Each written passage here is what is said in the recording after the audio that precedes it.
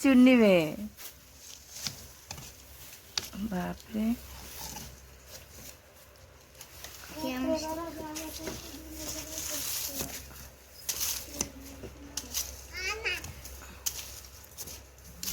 হয়েছে কত জাল দিচ্ছ দেখি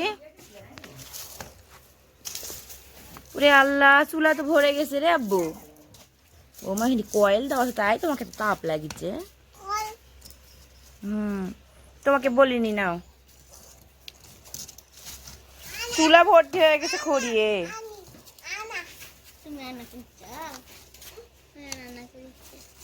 আচ্ছা রান্না করো বাপরে ওরে বাপরে ওরে বাপরে